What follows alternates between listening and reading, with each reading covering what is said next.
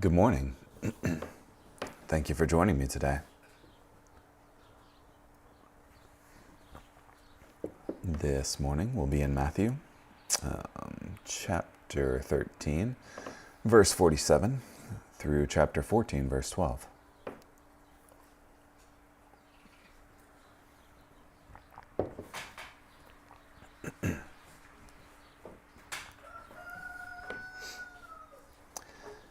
Again, the kingdom of heaven is like a net that was cast into the sea that caught all kinds of fish. When it was full, they pulled it ashore, sat down, and put the good fish into containers, and threw the bad away. It will be this way at the end of the age. Angels will come and separate the evil from the righteous, and throw them into the fiery furnace, where there will be weeping and gnashing of teeth.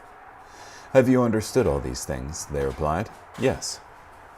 And then he said to them, Therefore, every expert in the law who has been trained for the kingdom of heaven is like the owner of a house who brings out of his treasure what is new and old.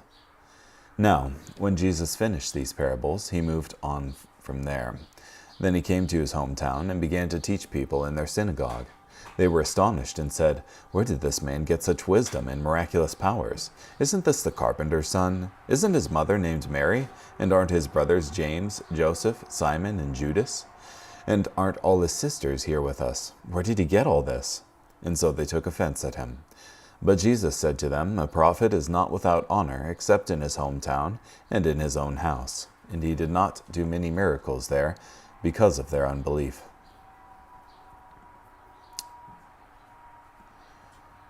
At that time, Herod, the tetrarch, heard reports about Jesus, and he said to his servants, This is John the Baptist. He has been raised from the dead, and because of this, miraculous powers are at work in him. For Herod had arrested John, bound him, and put him in prison on account of Herodias, his brother Philip's wife, because John had repeatedly told him, It is not lawful for you to have her. Although Herod wanted to kill John, he feared the crowd because they accepted John as a prophet. But on Herod's birthday, the daughter of Herodias danced before them and pleased Herod, so much that he promised with an oath to give her whatever she asked. Instructed by her mother, she said, Give me the head of John the Baptist here on a platter. Although it grieved the king because of his oath, and the dinner guests, he commanded it to be given. So he sent and had John beheaded in the prison. His head was brought on a platter and given to the girl, and she brought it to her mother. Then John's disciples came and took the body and buried it and went and told Jesus.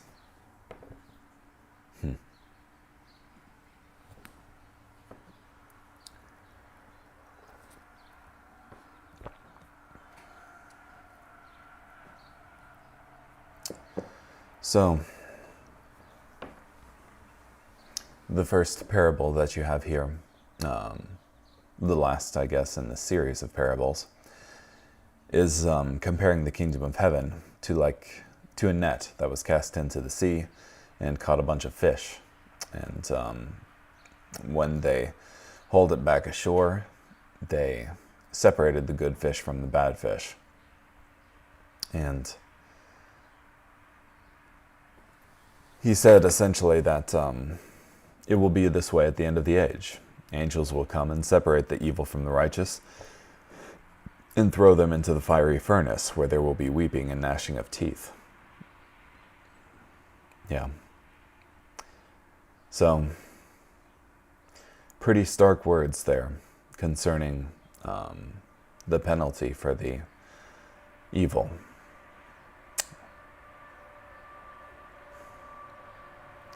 So, I think it's just important to remember the stakes, that there will be a final judgment, discerning between the evil and the righteous, and that if we don't repent and put our trust in Jesus, ultimately,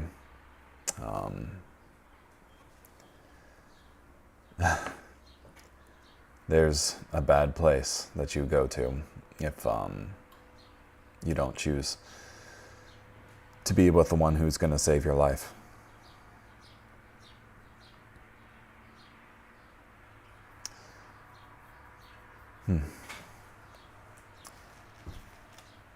I do like the metaphor, analogy, parable. Afterwards, though, every expert in law who has been trained for the kingdom of heaven is like the owner of a house who brings out of his treasure what is new and old. I just get this idea of a antiquarian who just has this collection in his house, and it's like, oh, this reminds me of this one old book. Here, let me get it off the shelf for you.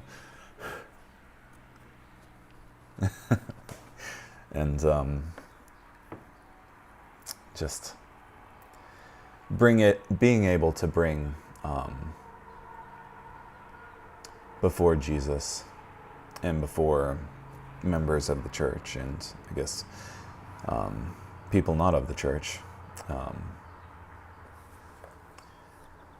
interesting pieces of knowledge that they've garnered over the years. So, let me see what Guzik has to say.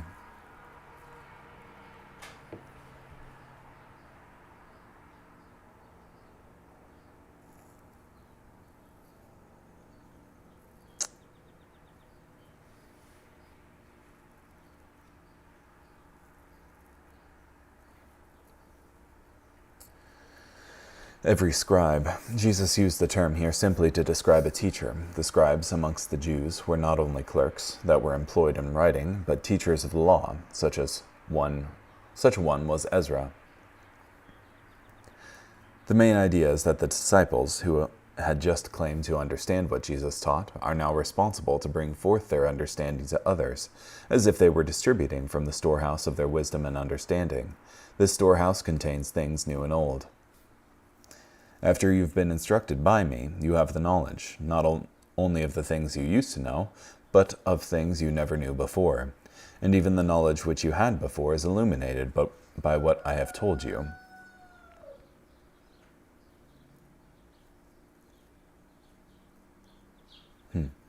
A small degree of knowledge is not sufficient for a preacher of the gospel.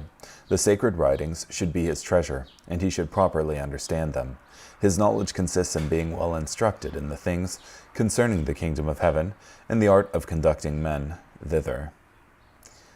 Ministers of the gospel should not be novices.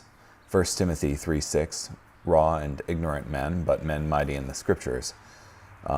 Well acquainted with the writings of the Old and New Testament and the sense of them, men that have a stock of spiritual knowledge, able readily to speak a word to the weary, and to speak to men and women's particular cases and questions. Yeah, and then Jesus goes to his hometown and is summarily rejected by the people of his town because they saw him growing up, and they underestimated him is not quite the right word. Looked down on him because they knew him growing up.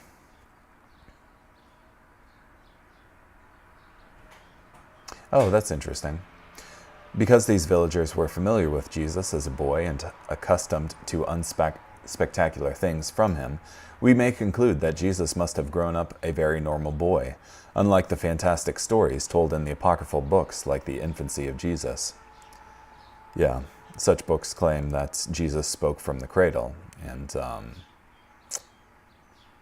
did things like breathe life into clay birds. Yeah, so that shows that, contrary to those, it seems that his life was quite ordinary.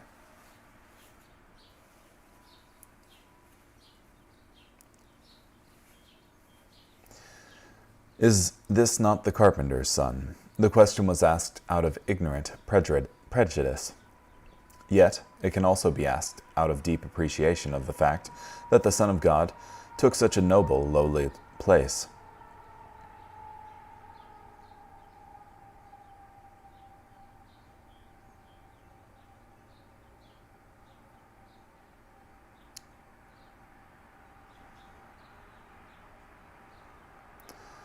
Yeah, his brothers, James, Joseph, Simon, and Judas. Jesus plainly had many brothers and sisters. The Roman Catholic idea of the perpetual virginity of Mary is in contradiction to the plain meaning of the Bible.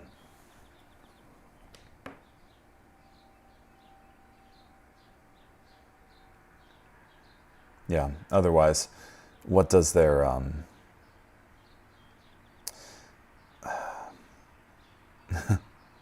these had to be brothers, otherwise what was their complaint supposed to be? Like, as cousins here, that doesn't make any sense.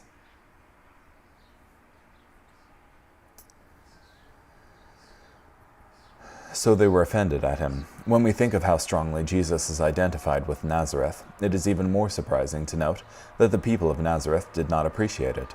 The success and glory of Jesus seem only to make them more resentful towards him. A prophet is not without honor except as in his own country and in his own house. We often have wrong ideas about what it means to be spiritual. We often think that spiritual people will be much more strange than normal. Therefore, those closest to truly spiritual people see just how normal they are, and sometimes think that they aren't spiritual because they are normal. He did not do many works there because of their unbelief. It is truly remarkable that Jesus was, in some manner, limited by their unbelief. As long as God chooses to work in concert with human agency, developing our ability to partner with him, our unbelief can and may hinder the work of God. Yeah. And then you have Herod here. Herod hears the report about Jesus, about the miraculous things that he's doing, and he believes it's John the Baptist whom he had previously slain. It's interesting to me that this is the first thing that Herod jumps to.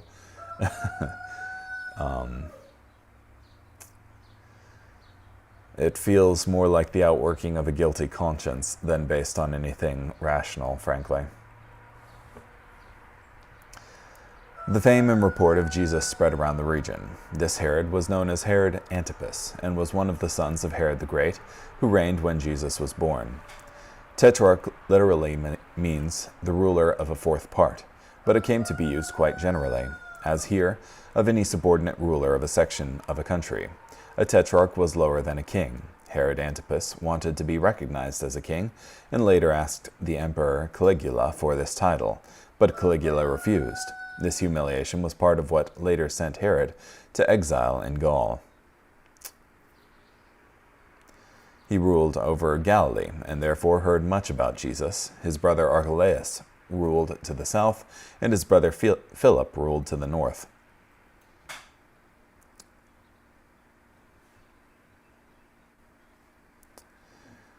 This is John the Baptist. He is risen from the dead. Though this may seem unreasonable in retrospect, Herod's guilt and superstition led him to this fear.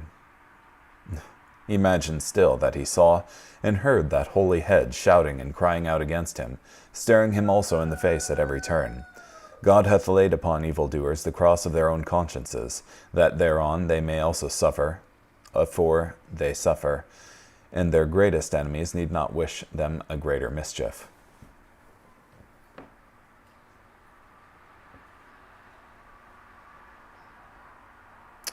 Barclay cites the ancient Christian writer Origen, who said that Jesus and John the Baptist closely resembled each other in appearance. If this were true, it would give more reason for Herod Antipas to believe that Jesus was John come back from the dead.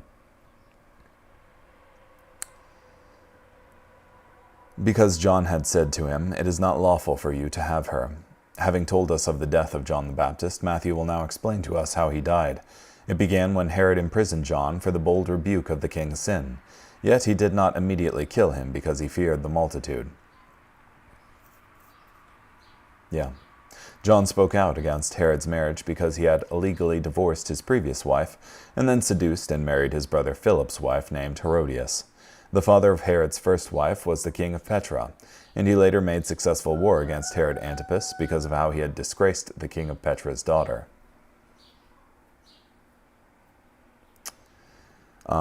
This infamous woman was the daughter of Aristobulus and Bernice, and granddaughter of Herod the Great. Her first marriage was with Herod Philip, her uncle, by whom she had Salome.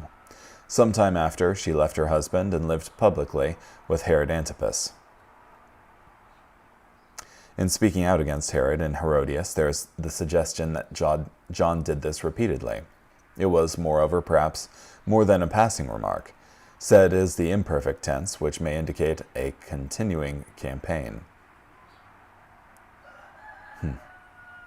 Very brave of John to continually bring the king's sin before him.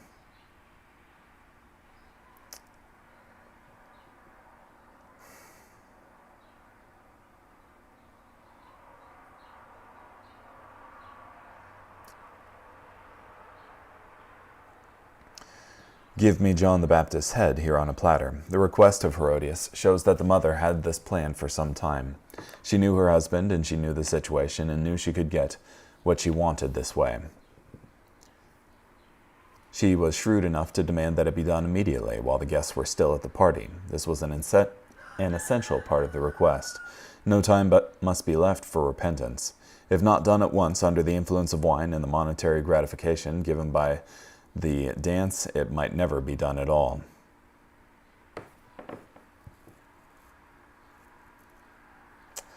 And the king was sorry. Nevertheless, because of the oaths and because of those who sat with him, he commanded it to be given to her. Rash promises and even oaths are no excuse for doing wrong. The promise was in itself null and void, because no man has a right to promise to do wrong. Like most weak men, Herod feared to be thought weak. Yeah, that's a good thing to remember. That no man has a right to promise to do wrong.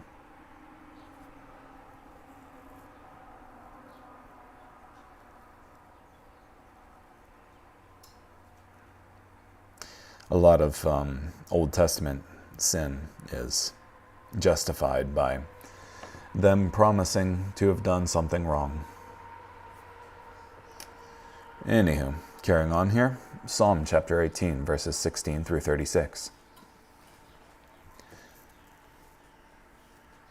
He reached down from above and took hold of me. He pulled me from the surging water. He rescued me from my strong enemy, from those who hate me, for they were too strong for me. They confronted me in my day of calamity, but the Lord helped me.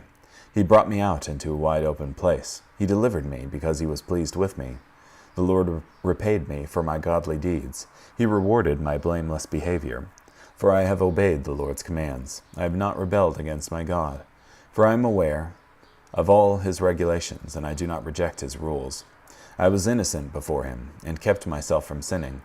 The Lord rewarded me for my godly deeds. He took notice of my blameless behavior. You prove to be loyal to one who is faithful. You prove to be trustworthy to one who is innocent. You prove to be reliable to one who is blameless, but you prove to be deceptive to one who is perverse. For you deliver oppressed people, but you bring down those who have a proud look. Indeed, you are my lamp, Lord. My God illuminates the darkness around me. Indeed, with your help, I can charge against an army. By my God's power, I can jump over a wall. The one true God acts in a faithful manner. The Lord's promise is reliable. He is a shield to all who take shelter in him. Indeed, who is God besides the Lord? Who is a protector besides our God? The one true God gives me strength. He removes the obstacles in my way. He gives me the agility of a deer. He enables me to negotiate the rugged terrain. He trains my hands for battle. My arms can bend even the strongest bow. You give me your protective shield. Your right hand supports me. Your willingness to help enables me to prevail. You widen my path. My feet do not slip.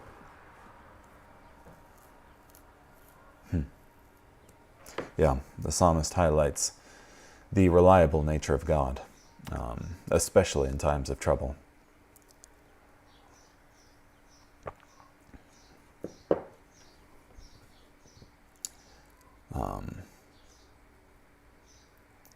The psalmist claims sinlessness here.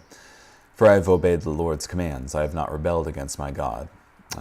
I am aware of all his regulations, and I do not reject his rules.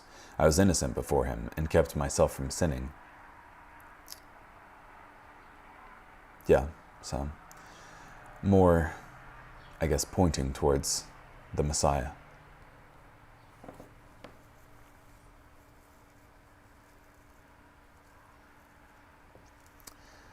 You prove to be loyal to one who is faithful, prove to be trustworthy to one who is innocent, prove to be reliable to one who is blameless, but you prove to be deceptive to one who is perverse. I think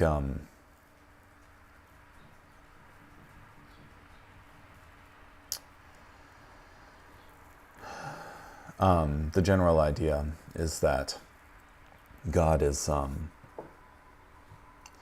help in times of trouble to those who are faithful, but the wicked are brought down from their place of security. That is, I think the wicked often imagine, well, in this case the perverse, often imagine other entities being just as perverse as they are. And in their thinking, they can consign other people to that, even if they do good behavior. Do good things, rather.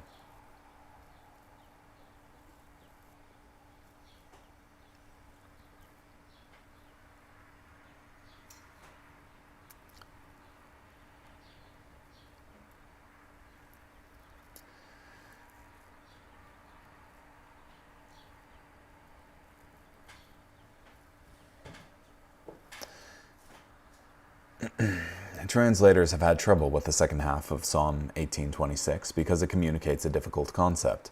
It's easy to say that if a man is pure toward God, then God will be pure toward him. But you can't say that if a man is wicked toward God, then God will be wicked toward him, because God can't do wickedness. So David expresses the second half of the parallel by a somewhat ambiguous word, the root meaning of which is twisted.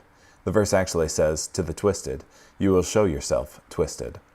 The idea seems to be that if a person insists in going devious ways in his dealings with God, God will outwit him, as that man deserves.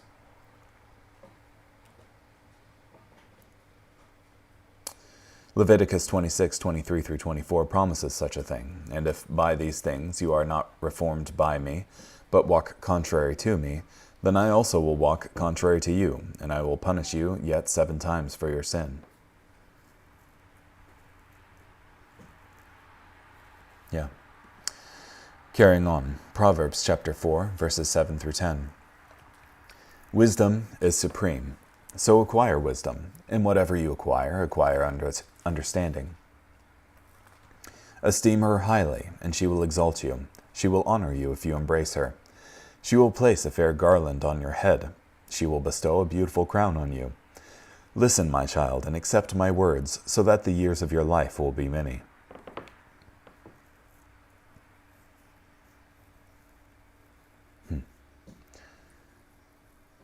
Yeah, the preacher here extolling wisdom, the acquisition of wisdom. And if you embrace her, then she will exalt you. That is, if you act wisely, then the benefits of acting wisely will follow you. And the preacher promises years of life for acting wisely. Yeah, and again, Proverbs is general wisdom, not specific promises concerning you do this, you get this. So, anywho, thank you so much for joining me today. Hope you have a good day. Bye.